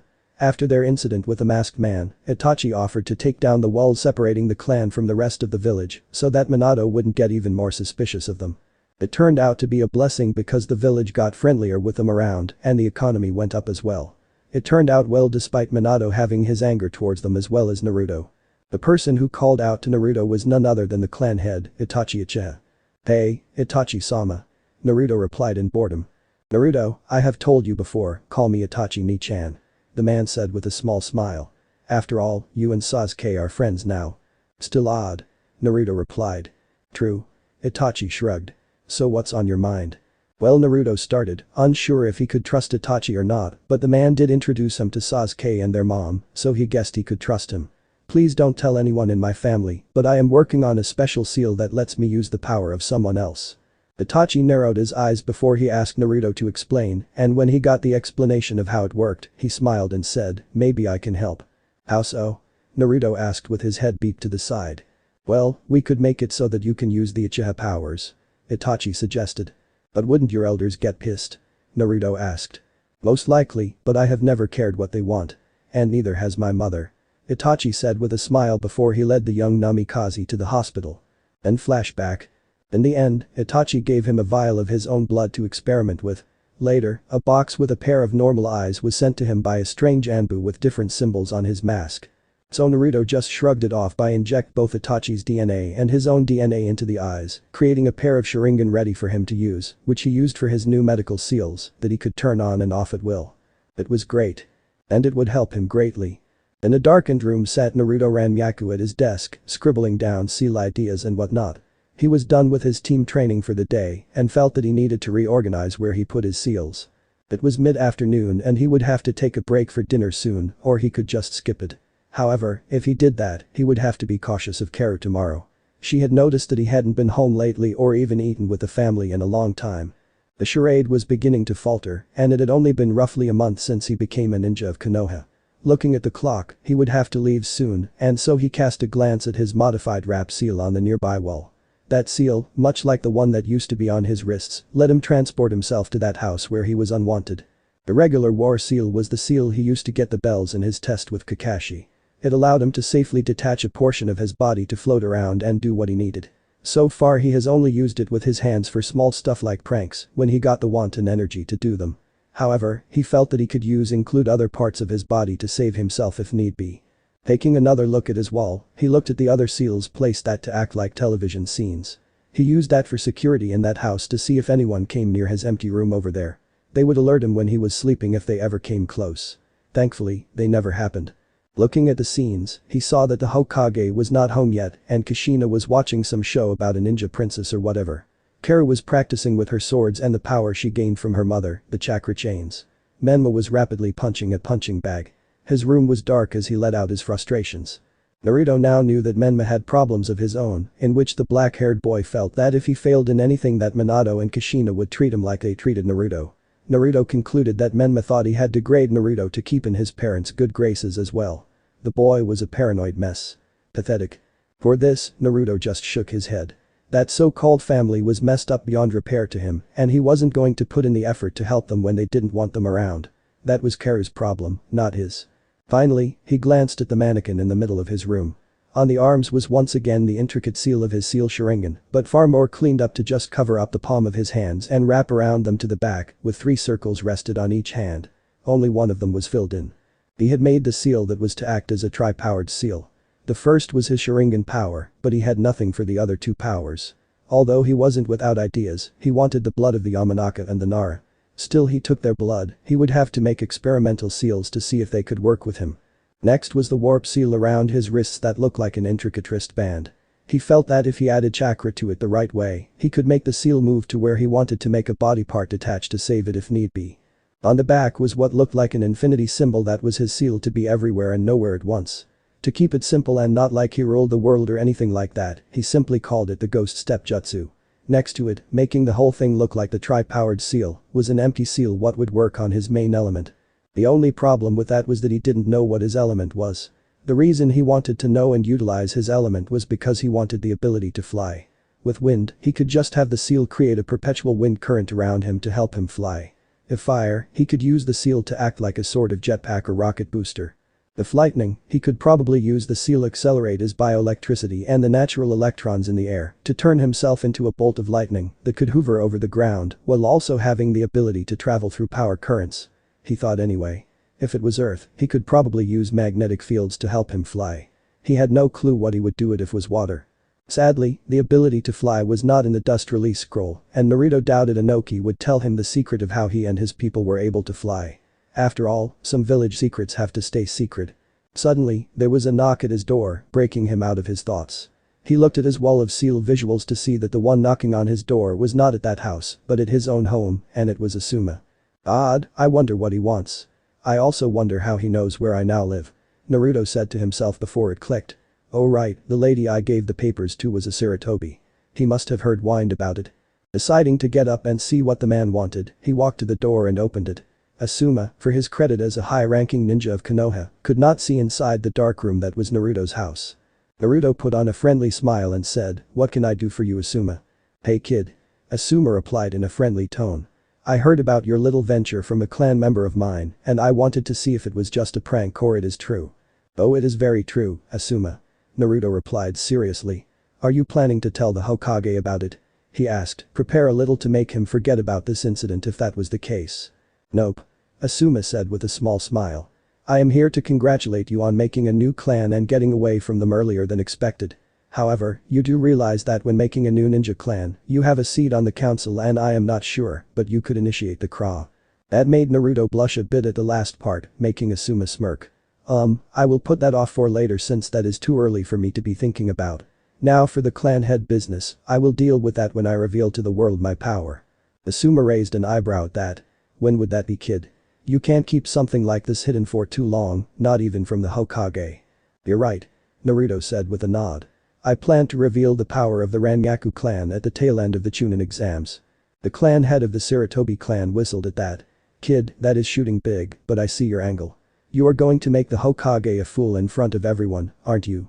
Naruto's dark smile was all the answer he needed. So. Rangaku chaos. Yes. Naruto replied. I see. I want to know more, but I'd rather hear about that story at dinner, so I am inviting you over. Konohamaru has been begging me to invite you. Asuma stated. That is fine with me. Just next time until the Chunin exams, meet me at the Hokage's house. Asuma's eyes widened at that. This is a dangerous game you are playing, kid, but I am sure it will work in the end. Just be careful. Naruto smiled. Thank you, Asuma, but I have everything covered. I will meet you soon. With that, Naruto closed the door while Asuma just shook his head and left, thinking that Naruto shouldn't have to do this. Naruto calmly walked over to his security seal wall and put his hand in the middle, making the seal glow brightly before his body disappeared and then reappeared in his nearly empty room in the Namikaze household. The only things in there were his stuff from when he was much younger. Ignoring the large amounts of dust due to not being in the room, he quickly made his way out, locking his door with seals, and then to the rest of the house. As he was walking, he saw Kushina setting up the table with Karu. He was just out of the house when the door opened on its own to reveal Minato. The two stared emotionlessly at each other before walking past each other, and Naruto thought he was home free as he made an appearance, but he was wrong. Menma, who was positioned on the couch watching the tail end of a movie, decided to speak. Oi, loser. Where do you think you are going? He said, getting up to block Naruto's path. Out. Naruto said in a bored but neutral tone. He did it to compose himself around these people, but he also did it because he knew it annoyed Menma for reasons he didn't care to know of. Asuma invited me to eat at his place. So the failure of the Sarutobi clan invited another failure in life. Perfect. Menma said he as he left, shoulder bumping Naruto harshly as he passed. It was no secret what he thought of Asuma. The man may be a clan head, but he heard of Asuma going to the Fire Lord to be a guardian, while the third Hokage wanted him to stay in Konoha. So in Menma's mind, not obeying the man's father made him a failure as well as Naruto. Yeah, go run off to be with the other failures of the village. Menma shouted as he then pushed Naruto out the door and then slammed it shut. Minato just raised an eyebrow as his black-haired son's attitude, but said nothing as he went into the kitchen. Karu glared at her brother though and marched up to him. What was that about? You don't treat family that way. He is not family to me. The sooner he moves out or gets himself killed the better. Menma growled at the girl, shocking her. He did want to do the deed himself for some reason, but felt that was going too far. There has got to be a reason for this and a way to fix all this. Karu said to herself sadly as she walked to the kitchen table. Naruto has quickly got back up and whipped the dirt off his clothes before leaving the Namikaze's yard. He had dinner plans with the Sarutobi clan, and a little scuffle with Menma wasn't going to upset him too much. A half hour later, Naruto found himself in front of Asuma's home. It was a nice little place since the guy was actually pretty humble, considering his dad was the Hokage for the longest time. Some would have thought he would have turned out to be some pompous asshole, thankfully he didn't turn out that way. After a few knocks, the door opened to reveal Konohamaru, who smiled upon seeing the older boy. The two made their way into the house and the kitchen table where dinner was just starting. In addition to Asuma and Konohamaru was just one other person, and that was Asuma's sister-in-law and Konohamaru's mother. The family was small, but they got by just like anyone else in the world. Now, one would wonder where Konohamaru's father would be. Well, Asuma had been away, his brother was killed in action, and that left Konohamaru and his mother Kuina by themselves. So naturally, Asuma helped by letting them stay with him. He also liked it because it was less lonely for him. As they ate, Naruto explained more of his plan to Konohamaru and his mother. They agreed with Asuma that he was walking on thin ice with all of it. They agreed with him though that it was a good plan and hoped Naruto achieved his goals. Konohamaru then got a brilliant idea as he got his uncle's attention. Hey Uncle Asuma. You should give Naruto Grandpa's summoning scroll. I have no interest in monkeys like you, so it should go to someone who could use it. Wait, what? Naruto replied, not expecting that. Asuma smiled at that. I am glad you feel that way, Konohamaru. I wanted to make sure somehow that you felt like that because I was planning giving to Naruto to help him show his family they were wrong. Are you guys serious? Naruto asked. It seems that way, Naruto.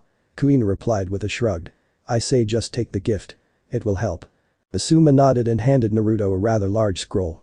The blonde looked at it before smiling. The Sarutobi clan held. Thank you, I don't know how to thank you enough. Asuma smirked. Succeed. That is all I ask. Of course he wanted Naruto to succeed. A lot of higher-ups have noticed that Minato had changed that day and not for the better, so this was an attempt to bring back the man they all once respected. Because as of now, they had lost a lot of respect for the man himself. I'll do it. Naruto replied with determination in his eyes. The blonde former Namikaze turned Ranyaku found himself in a training ground with a running waterfall nearby the next day. To him, it was a peaceful little place that was perfect for what he was about to do. Asuma had shown him what to do, like how he should sign the contract and how to summon the intended animal he wanted. He had to sign the contract in his own blood and that helped link him to these animals. Next, he performed the correct hand seals and added a large amount of chakra into the mix. He knew that summoning took a lot of chakra and he had that due to him being the son of a former Jinchuriki. However, he was not actually sure how much chakra he was supposed to put in, so he may have overloaded it. That proved true as large poof of smoke engulfed the area. The smoke was larger than it should have been because Naruto knew the Monkey King Enma was normal size. So the question is, who came through? He got his answer of the form of 3 voices in the smoke, which eventually dissipated to reveal the 3 beings. The first being the Monkey King himself, with the next 2 being 2 younger monkeys. Maybe a few of his kids. The Monkey King himself has all white fur, probably signifying his advanced age, with hair going down his back and fairly large sideburns going down to his neck. He wore a black suit with mesh armor underneath, over which he wears a sleeveless kimono shirt with white fur trimmings and markings reminiscent of tiger stripes on it, which is held closed by a sash. Enma also wore a Konoha forehead protector, signifying his alliance with Konoha thanks to the 3rd Hokage. The 2 younger monkeys were brown-furred like most of monkeys, but the odd thing about them was the black hair done in usual spikes. The one with the hair spikes going all over the place wore an orange guy. The other one had his hair spikes going all upwards, and his clothes consisted of a pair of blue pants and an oddly shaped shirt that looked like it was also armor or some kind. He also had an air of superiority. Emna took notice of the blonde right away, eyeing the boy white clothing with interest, having never actually seen a human wear such things like that, especially a ninja. He supposed it could be worse. The boy could be wearing orange like his grandson's best friend. The orange-wearing monkey spoke first as he ran right up to Naruto. Hello. Are you our new summoner? Wanna be friends? Oh, and do you have food with you? Enma chuckled at that, having expected an outcome like this, and he shook his head. Don't mind him, young one. He is always a little hyper, and I will warn you that his appetite is monstrous. He paused as Naruto nodded with a sweat drop. Anyway, you probably already know who I am, but I will introduce ourselves anyway. I am the Monkey King, Enma. The former summon of Hiruzen Sarutobi, your 3rd Hokage. The one who rushed you with questions is my grandson's best friend, Goku. My grandson here is named Vegeta. Said grandson nodded arrogantly before he puffed out his chest and declared in a somewhat squeaky voice, that's right, and that makes me the prince of all monkeys. Fear me. With a squeaky voice, the effect of the threat was basically nulled out as both Naruto and Enma chuckled. Now that we are introduced, tell me boy, who are you? I don't recognize the last name. Enma demanded. Naruto nodded, not expecting the Monkey King to know. My name is Naruto Ranyaku. My last name was formerly Namikaze. Enma raised an eyebrow at that. The son of Hiruzen's successor. Well, I had heard from the slugs about your predicament and am surprised that the Hokage has let you go that easily. Naruto smirked at this and said he doesn't know what he did thanks to good timing and some game jutsu. Plus, with the name changed to that of Chaos, it shows that I am the chaos to my father's so-called order. Ah.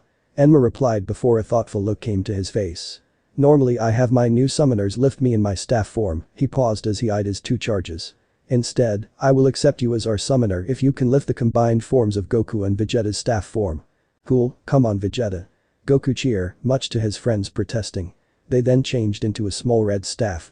Naruto raised an eyebrow at their form, wondering what the catch was. He soon found it when he tried to lift them. It was beyond heavy for something so small. So when he tried lifting it and fell on his face, he heard Enma chuckle softly, probably having seen this before, and grew amused each time. But the glare at the old monkey, Naruto tried again. And again. Huffing, Naruto decided that he needed to look at this from a different angle. There just had to be a way to lift their staff form. His thinking, however, was cut short by the dual-voiced laughing from the staff. That made him lose his cool and he tried again to lift it. An hour later, we see Naruto on the ground next to the staff as Enma looked on calmly. The blonde was exhausted as he had abandoned rational thought to lift the laughing staff. It was so irritating that it had shown that Naruto was capable of more than simple happiness, laziness, and apathy. He had shown more irritability today than for most of his life sort of. So now he lay there, tired out of his mind, and he thought more rationally and decided that he would lift the staff with chakra. He got up, channeled chakra to his limbs and then to the laughing staff, who quieted down and lifted it about an inch off the ground. Enma smiled brightly. Good, now we have a summoner once more. We shall work with you from now on. He paused as Goku and Vegeta turned back into their separate monkey forms, and that gave him an idea. In addition to that, Goku and Vegeta will be your familiars. They will teach you all you need to know about us, and I am sure you can teach them a few things. Awesome. Goku shouted as he ran up to Naruto and grabbed him by the arm, getting a confused look from Naruto. Vegeta was much calmer about things, and he too grabbed the other arm. Be grateful, human, that you have the Prince of Monkeys as one of your familiars. Also, judging by the confused look on your silly-looking face, you have no idea what we need to do to make us your familiars. It is simple, we need to create summoning tattoos on your arms. Enma winced as he remembered the time when he did the same with Hiruzen. Naruto, I would brace yourself if I were you. Why do I ooh? Naruto asked before the sleeves to his jacket were roughly pulled up and the two monkeys bit down on both of his arms. When they retracted their jaws, Naruto watched in pained awe as their saliva glowed before combining with his blood to form a series of kanji on each arm. It is done.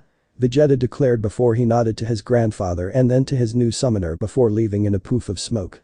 Summon us anytime you want, especially when you are having dinner. Goku shouted with a big smile before he too left in a poof of smoke. Enma smiled as he put a hand on Naruto's shoulder, who winced a bit and then said, I am sure you will make a great summoner for us, and maybe one day, it will be you who is our sage. Good luck until then, Naruto Rangaku. He then left in a poof of smoke shortly after. Well, this is certainly going to be interesting. Naruto replied before he saw Kakashi appear in a rather flashy Shunshin. What can I do for you, sensei? Well, Jiraiya's spy network found one of Orochimaru's old bases, and tomorrow he feels that our team is ready for our first C-rank mission. Kakashi stated. Naruto raised an eyebrow and said, so what, Orochimaru is dead, thanks to the Hokage. What threat could the guy pose from death? Kakashi nodded, knowing that Naruto really didn't know much about the Snake Sennin. With limited knowledge like that, it was almost expected for Naruto to answer in the way he did. Well, you would be correct in that assumption, but when Minato-sensei killed Orochimaru, he found notes on the man's experiments and found that he was in search of a way to be immortal.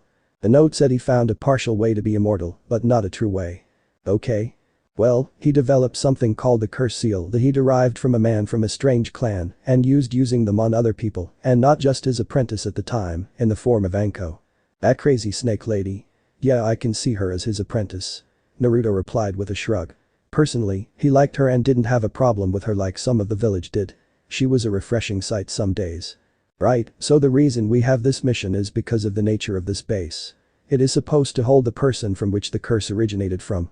From what Jiraiya said in his letter, it was used as a prison of sorts and that it still has people in it. I am surprised we are going. Naruto replied, very wary of this information. He still did not trust Jiraiya since that day, and he doubted he ever would add into the fact this his so-called father would send him there was just not right in his books. You may not like to hear this, but you three are his kids and he expects great things from the three of you. Kakashi replied, a knowing look in his eye regarding the blonde. You're right, I don't like it, and even if it is a ploy to get me killed and out of the picture, I will do this mission and succeed. It will be one step closer to fulfilling my plans. Naruto stated. He had taken to trusting Kakashi a little more. Not enough to actually tell him the master plan, but to give him snippets of it instead. On the off chance that Kakashi was a double agent, he would have just a portion of his trust. Right. Kakashi replied, wincing at how the blonde thought that everyone was out to get him. It really made him sad and he wished he hadn't been so lazy before, even if the boy had Tsunade and Shizune to fall back on. He wanted the boy to feel that he could trust him. After all, he was just making up for lost time. Meet tomorrow at 9 in the Hokage's office. I promise I won't be late. This time. Kakashi stated. The blonde just gave the man a deadpan stare, now knowing what Kakashi was like. Naruto and his teammates just stared. This had to be an illusion of some sort, but even the Hokage couldn't find one, and the man was just annoyed now, letting the team stew alongside him. Why would this be happening? Well, Kakashi had been true to his word and was on time for once. Was the world ending? They hope not. That would suck. What? The man asked, not understanding why everyone and their mother were staring at him. It is just that you are on time for once. Minato deadpanned. You don't even come on time when I call you for a freaking meeting. Well, this is a mission. Kakashi replied in a bored tone like it was obvious. It just earned him more glares. Fine, whatever. Minato sighed. You and your team are to locate Orochimaru's northern hideout. From what our information says, it is a prison of sorts, and dealing with that dead snake's things, there is probably more to it. That. Or it is the hideout where he did his sick experiments. It is possible that Jiraiya got his information mixed up. What is the objective of this mission? Kakashi asked. Minato stared at Kakashi's team for a moment and then said, the origin of the curse mark is in there, and I feel that knowing about this could in fact us destroy the curse mark if we ever have to. Understood. Kakashi replied as they filed out of the room. They never noticed Minato's dark smirk and his blood-red eyes. Oh, there is more there, and I know it is far more dangerous than you think, Kakashi. Then another voice spoke as they came from out of the shadows of the room. And it is a great way to get rid of that brat, but I am sure the others will return. It was Kushina with a darker smile than her husbands, and her eyes were red as well, instead of the normal violet. Plus, there was a dark aura about her in the form of black lightning streaking around her form occasionally. Now why didn't I think of that? Oh wait. I did. The both replied in unison and very creepy-like.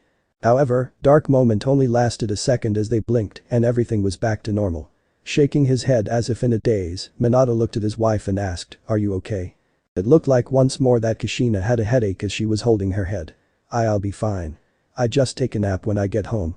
Minato nodded but didn't say a thing as he watched her leave the room. Those headaches and his apparent dizzy blackouts were becoming more frequent and it was starting to bother him as to why this was happening. Taking a look at the paperwork on his desk, he decided to figure it out later. He had too much shit to do. Why did he accept this position again? When I die, I am so going to punch you for this, Hiruzen. He muttered as he went to work. Well, this is one step closer to becoming true ninja. Menma stated as he walked along the path with his team. He had his hand in his pockets with a bored expression on his face. Yeah, a C-rank mission was good and all, but he was a Jinchuriki and he felt that he needed more challenging missions. Hey, we are lucky to get a C-rank mission. Karu stated. We are still genin, so we must work our way to the top. Says who? The lowly stooges in the village. Feh. We are Jinchuriki, we don't need to be classed with them. Menma growled. The only reason we are still genin is because we have to look out for the piece of shit. His name is Naruto. Karu snapped. Naruto himself just grunted, already bored with his so-called brother's one-track mind. You should be lucky you got this far. And what is that supposed to mean? Menma asked in a dangerous tone of voice. If you lived in another village, you wouldn't be on the high pedestal you are on now. No, you would be the lowest of low. On par lower than street rats. Naruto replied. I would just kill all those who made my life hell then. Menma stated with authority. Oh yeah, that will do you good in the long run. Naruto replied sarcastically. What do you mean? Karu asked, curious as to what the eldest of the three triplets knew. I heard that the Jinchuriki of the Mist, the holder of the three tails, is now the Mizukage, and he basically said to hell with the bloodline users. So now that place is a huge civil war. Kakashi, who had been quiet up until this point, decided to speak up. He is right. You can't have that mentality in the ninja world, Menma. Yeah, well, whatever, at least we don't have to deal with that shit in Konoha. Menma replied with a snort. Wrong again. Naruto replied. Pieces of shit like you don't count. Menma stated. Not what I meant. Deadpan Naruto. I meant that if you read some of our history. Something I did once while bored, you would find out that a man named Danzo, if he had gotten you and Karu as babies, you would be nothing but emotionless tools to him. Scary, whatever happened to him? Karu asked. Menma wanted to know as well, but he kept up his uncaring look. The Hokage disbanded him and his group, although the man is still a member of the council. Kakashi supplied before looking at the sun and sighed. Damn, we need to hurry this up. Let's go. The three genin nodded before they all took off at a normal ninja's pace, zipping past the trees as they made their way to the underground base they needed to go to. All the while, Kakashi wondered why Naruto had told them that information. Menma was thinking about what Naruto said and it made his paranoia skyrocket, not that he let it show. When they made it after a day and a half, they were a little annoyed that it was in a land with absolutely no trees. No cover except for the outcroppings of rocks that protruded from the land. Thankfully, the hideout was easy to find thanks to it looking like a black house in between a two-pronged outcropping. So that was good. Okay, once again, be careful. Kakashi warned. The rest of this base is probably underground and we won't really know what is down there. Right. Karu saluted with Menma shrugged and Naruto nodded. Kakashi slowly opened the door to reveal a one-roomed house. Thankfully it was not booby-trapped, so they quickly walked in and started looking for a way to get to the lower levels of the base. As they moved around the room, Kakashi took in more detail as he was trained to do. The place, while only having one room, was very plain. Rotted wooden floors covered the floor, a moth-filled mattress off to the corner, and broken table at the center, and that was it. Kind of sad really. Seeing that Naruto was checking the area with the bed and the other two were checking the dusty walls, he himself checked the desk and he immediately noticed it was of higher quality. Mahogany if he was correct. Mahogany kind of rolled of the tongue and he felt there was some sort joke about the wood and it having powers. Meh, whatever. This one didn't, but he did notice a small note of sorts and he pressed it. That was when the room shook violently and the floor underneath him gave away, making him fall into the darkness below. Kakashi-sensei. The three genin shouted before they disappeared from the room as well. Naruto and Menma, who were both by the bed, fell through the floor as if it was only Genjutsu. Odd. A Genjutsu over a trapdoor. The same happened to Karu on the other side of the house. Their mission had truly begun now. The trapdoors had turned into slides of sorts and they each rode down one down to the ground. However, they were separated and Kakashi found himself in another room with a single down at the other end. What caught his attention though was the writing on the walls. Stuff like, "Shut up bitch and too many variables." Scrawled in a frantic writing down in chalk and blood. Yeah, this is probably where the man did his experiments. Kakashi deadpanned. When he reached the door, he found another batch of odd writing above it. The cake is a lie. I wonder what that is about. He asked himself before shrugging it off as nonsense and walked through the door. Oh that poor soul. Get the funk off me loser. Menma growled after Naruto and him landed in a pile, with him being on the bottom. Sorry, that was weird though. No shit. Menma commented. Now let's go. Where? Naruto asked. Forward of course. Menma replied in an irritated manner as he pointed to a hallway. And why should I follow you? Naruto asked. Because, people actually give a shit about me, so naturally I should lead. If you actually want to get out of here alive, then follow me. If you want to die, then stay here and rot for all I care. Naruto watched as Menma stomped off down the hallway. Naruto shook his head with an irritated look and went after him. Karu sighed as she rubbed her sore butt from where she landed. Damn. Didn't expect that. I thought it would have been a series of stairs, not a freaking slide. Oh well, it didn't matter in the end to her. Now she need to find the other, get their objective, and get the hell of this creepy place. Seriously, who had the time to etch all the snake patterns into the wall, and why would they do it in the first place? What was wrong with people? Shaking her head, she continued her walk down the creepy hallway, only to see a door to the right that was glowing from the light on the side. Carefully, she opened it to reveal something completely different than what she expected. Yeah. This is about what I expected. Menma deadpanned quietly as they entered the room to see experiments of all kinds lining the room, and it was kind of creepy. No wait, there was a man in a lab coat cackling madly in front a large tank of water, or at least, they thought it was just tank of water, because the next moment, a pair of eyes showed up and just stared at the cackling man. So more than kind of creepy. What's the plan? Naruto asked reluctantly. Simple, we take this freak out. Oh. She's hot. Menma planned and then was quickly distracted by a redhead. Said redhead was wearing a purple top that showed off her midriff, a pair of black biker shorts with black ninja sandals. Plus her eyes were red. So that was new to him. You know, most redheads are Uzumakas. Naruto deadpanned. So? She must be a cousin or something. So not directly related. Menma replied. Okay, one other problem. Naruto replied. What? She is obviously on their side. Naruto replied as they watched her interact with a man who seemed to scoff at what she said and then smack her. I am pretty sure she can be persuaded to join us. Menma deadpanned. They then watched as the girl pushed a nearby button and the wall opened up to reveal a girl in another tank which she could easily get out from the top. Still, she looked sad. Why? Well, maybe it was the scales on her skin that neither boy had a problem with. Her too? Naruto asked. You bet. Menma replied with a smirk, thinking that if he saved them, the girl would get with him. However, he didn't get to make a big entrance to save the girls because the red-headed one suddenly turned around and shouted, "Who are you two?" Karen, who are you talking to? The man asked. Dr. Amachi, they are our saviors. Karen declared. Truthfully, she was hoping that because after Orochimaru died, this man took over with the experiments and life sucked her. So naturally, she would take a chance at getting out this place and away from that man. However, the good doctor just rolled his eyes. Oh please. You think that everyone that comes here will come to take you away, you silly girl. Someone has to. Karen growled. Ha. You, Isaribi, and Sujetsu are stuck here with me. The man laughed. You're my experiments now. Joy Isaribi sighed from atop her tank. Okay, this guy is so funking weird. Menma shouted in annoyance as he walked to the middle of the room. The mood was already ruined for him. Oh sure, don't be in a hurry to kick the guy's ass or anything. Naruto replied as he too walked onto the scene with a bored expression. Now Dr. Amachi looked nervous. Damn that kid, he told me that no ninjas were going to be searching this place. He growled before smiling in a crazed manner. No matter, I am sure the ninja in this place will cover my tracks. He paused and then continued. There are too many of them anyway for my tastes. What makes you think we are going to let you escape this room? Naruto asked. Well, how about this? Dr. Amachi shouted with a crazed look in his eyes as he pulled a level under Sujetsu's tank and flipped it. The next instant, said boy was screaming in his tank as he was literally boiled alive by lightning, and that made it start evaporating. You bastard. Menma growled as he instantly channeled the energy of QP and rushed the man, intent on killing him in the most gruesome way. No, wait. Naruto shouted, having a bad feeling, but like usual, Menma didn't listen to him. Harem panicked when she saw the redhead go all feral and change her master. However, she knew what he was, so she started thinking quickly, just like her master seemed to be doing. She need to get away from this fight as she was not much of one. Yes, she could take care of herself like any normal person, but she was not a great fighter.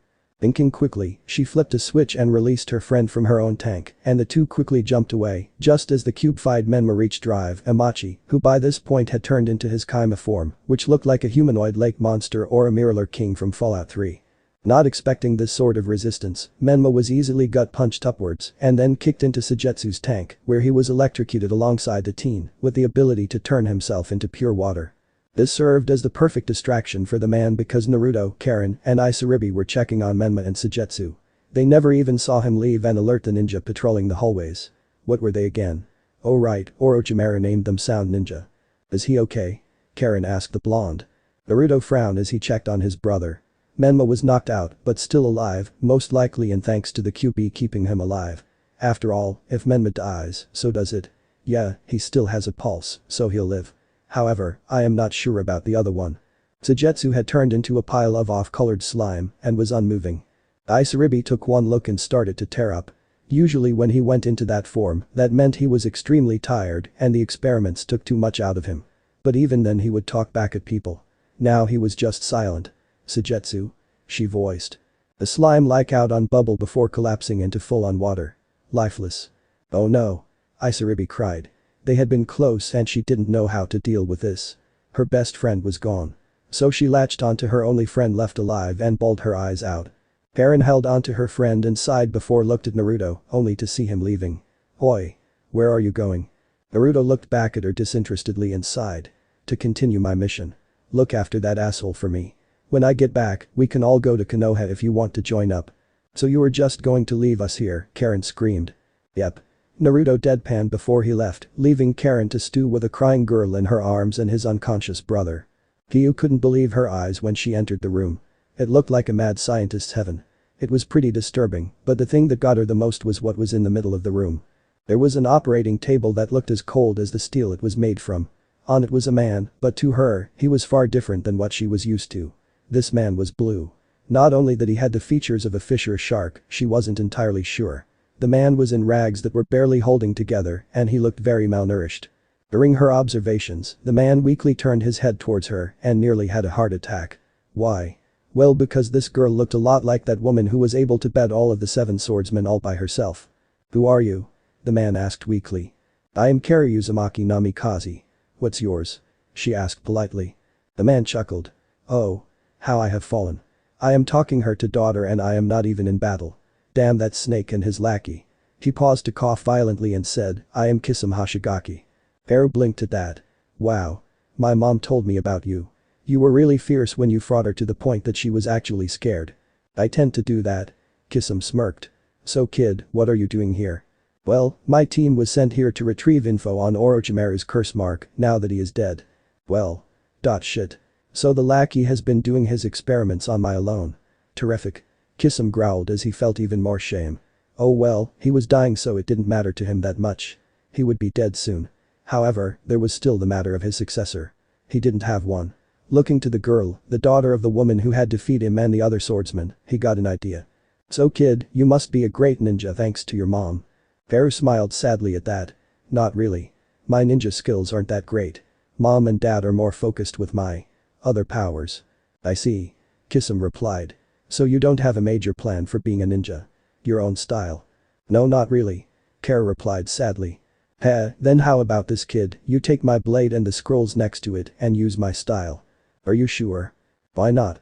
I am dying and I won't be able to use that shit anymore. Hell, I doubt any of the other swordsmen are still alive. Kisum replied. Softly walking over to the discarded sharkskin blade leaning against the wall, she gripped the hilt and while normally it would have destroyed her hand for just touching it, it just hummed as it ate away at her chakra, which she didn't even feel. What she did experience were the memories of Kisum and the others who had wielded the blade. Once it was done, she looked back at Kisum with a determined look in her eye. I do better than just use your style and sword, I will find the other blades and continue their legacy as well. My mother may have defeated you all, but I will be you all. Kisum smiled a true smile after hearing that declaration. And we will all be proud of you kid. He coughed again, but this time it was more violent as blood races out of his mouth. Damn, this dying business sucks, guess that is what I get for making all those people suffer, but I am going out in my own way. Kid, get the hell out of here. And good luck. The girl nodded and left the room, sad that the man was dying as she took his stuff. Kisum smiled and said, I guess I am not a bad guy after all. But I am probably still going to hell. Maybe I'll see Mangetsu there and I'll tell him about the girl that would surely capture his heart. Heh, if he was alive. He then gathered what little chakra he had left and said, this is my last summoning. Give me a better death than this and I promise that girl will be a better summoner than me. Summoning jutsu. With his piece said, Kisum smiled as 3 sharks appeared and ripped him to shreds. Haru, who was still outside the door to his room, silently cried for the fallen swordsman. She would make him and the others proud. As for Not, she needed to find her brothers. However, she then felt the signs of someone using the QB's energy and shot off in search of Menma, feeling that he could be in trouble because the feeling of that dark chakra didn't last long. But she didn't get to dwell on that because she felt it again, but this time it was different. What the hell is going on and what does the second one feel different? She asked herself as she ran through the hallways. Naruto cautiously but casually walked down one of the hallways of the underground hideout he was in. He was sure Kakashi would find something in this hideout. Him or Karu because he was not really finding anything and Menma was out cold.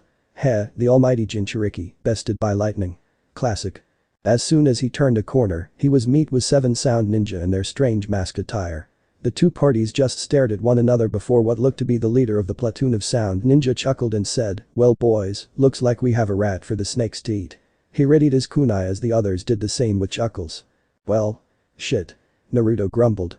I guess this is a perfect way to test if my dust fist style actually works. He then took a stance with his fists closed and if you looked closely, they seemed to be shining a bit. Along with the floor. The two closest to him rushed the blonde, going in for the kill. Naruto easily dodged the strikes before he sent out a punch to one of them that began screaming as soon as he was hit. The others paused as they looked at the man. The place where Naruto hit was like a crater. Most of the skin was gone and there was bloody muscles showing. Now they were more cautious of this kid. As the one guy bleed out of the floor, the next 5 rushed the blonde again, sending out kunai, shuriken, and their fists at the boy. Thankfully, Tsunade had helped him with his taijutsu, so he easily adapted to the fight as he twisted around the strikes and sometimes even punching the bladed weapons away. What shocked the leader the most was that a kid, while being able to defeat his men like it was nothing, was punching the weapons, which blew away to dust. How strong was this kid? However, he didn't get to contemplate any more on that development because his men were on the ground, not only suffering from their strange wounds that looked like something ate through them, they looked to be gasping for air. What the hell is going on? Simple, they can't breathe. Naruto replied darkly. The man looked at the young ninja, slowly making his way towards him.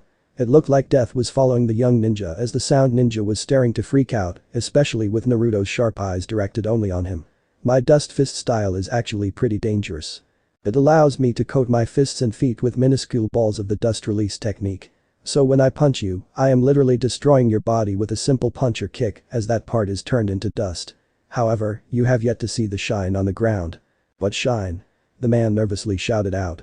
Naruto's smirk grew even darker. Oh. You really did miss it. Well, let me tell you, since you won't be alive much longer. Well, the dust release can let you turn people and things into dust and then help you manipulate the weight of certain things. It can do so much more. You can't really see it, but dust is there in the air but only in small amounts. I like to create more ground the ground and use it like magnet release users use sand and other metal. Naruto lifted his fist and the man froze, not from his own actions, but because of the pain he was in. I can see it in your eyes that you have figured it out. Naruto continued. Dust is easily breathed in through the air. It is now inside your body and with it, I can easily kill you. The man looked at Naruto in panic at this. In fact, I will. With that, Naruto clenched his fist and the man screamed out loud and then died as blood raced out of his mouth. In truth, the dust settled in the man's lungs and then spread itself through the bloodstream. Then, it all turned sharp and rushed to the man's heart, cutting up his veins and his heart in a matter of seconds. Quite painful compared to what he did to the others. All he did to them, after punching away their skin, was suffocate them. Naruto looked at all the dead men around him and sighed heavily. This had been his first kill. However, he would have to deal with that shit later because he still had a mission to do. Still, that didn't stop him from throwing up his breakfast. Shaking his head to clear his thoughts, he walked away. Soon he found himself in front of a large steel door. It looked like it was meant to keep something in. Raising an eye, Naruto decided to open it and see what was inside. He was met with a dark room and someone cowering in the corner. Hey, you okay in there? Naruto asked. Yes, now close the door and leave me alone. I am a danger to everyone. The man shouted. Why? When Kimimaro was alive, he said I was the source to something called the curse mark. The man shouted again, but my body is much worse than that, I am a monster, I want to kill everyone. Okay, so the good news, he found the source of the curse mark. The bad news. The guy was nuts from being in a dark room for a long time. Terrific. Listen, I have friends back home that can help you. No. I am a monster. The man screamed as his voice changed and he stepped into the light. His body was changing right before Naruto's eyes. One whole half of his body was turning gray and adding weird additions to it. Before Naruto could take a closer look, the man with orange hair rushed him, forcing the blonde to duck and reluctantly punched the man.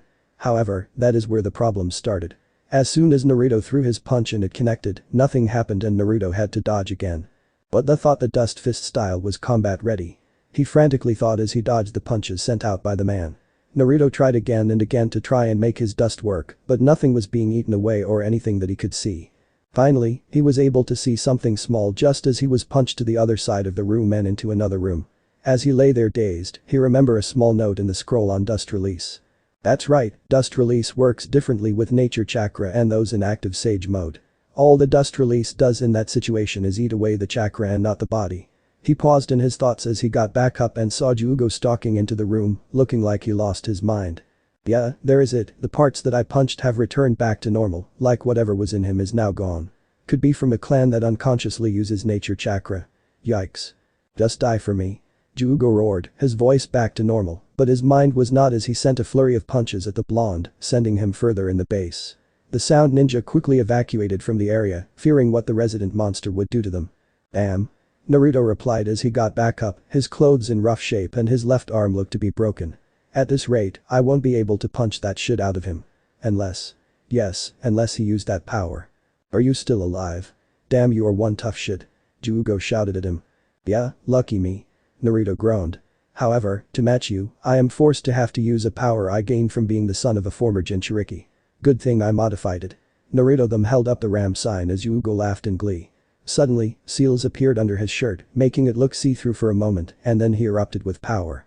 Ranyaku Zenshin. Jugo watched Naruto seem to hunch over as a dark red aura exploded around him. Naruto's eyes turned red with an animalistic quality about them, and he gained the same whisker marks on his cheeks that his siblings had, but they were far fiercer. Finally, the aura itself felt dark with emotions such as hatred and anger, but mostly anger. Plus, there were dark lightning-like strikes running along his frame every now and then. You call yourself a monster, then fine. Let's fight as monsters. Naruto roared as his muscles bulged and the two rushed each other, Naruto's broke arm having been healed when the chaos drive had been activated. It was no contest because Jugo never stood a chance. Because Naruto tied him with a full dust punch that made him feel far weaker than before. Then another and another. Jugo, in his correct crazed state, stood no chance against an anger-filled Naruto. Punch after punch came to his person as his body tried to refuel itself with the nature chakra, but it was useless. It hurt too much to fight after long, and he was too weak to even get back to his feet. However, that didn't stop Naruto in his blind rage. While the chaos drive was useful, Naruto barely had control, and he let his anger take control. This form was capable of rational thought, but it tended to make him act like a berserker, and he often went too far in training with it. Naruto roared as he uppercut Jugo into the air and then went through a few hand seals. This will end it. Dust style. Detachment of the primitive world technique. He screamed as he created a full-body sphere in midair to catch Yugo in. Ah. Yugo screamed in agony as all the nature chakra in his body was completely and forcefully destroyed. For him this technique also temporarily stopped his body from absorbing more nature chakra for a good long time. Naruto slowed walked to Yugo's down form and the two stared at each other before Naruto sighed as he forced the chakra of the chaos drive back deep inside his body. He hated being reminded that he was her son and unfortunately he couldn't get rid of this dark chakra as it was part of his system and it just refilled itself. Yugo stared at the blonde in fear and in amazement. He had stopped the flow for the time being. The blonde and all but defeated him and he had a chance to kill him but didn't. Maybe. He should take Naruto's offer. Now would you join me to the leaf? It Yugo a minute to answer but he did with a weak yes. Naruto? A voice asked in a bit of shock. Naruto looked back in a bit of panic to see Karu behind him, looking at him with wide eyes. Oh. Funk. Chapter end. Alright, that's it for today's video guys. Let me know in the comments section how was the story and also don't forget to like, share and subscribe. I will meet you in another video, peace out.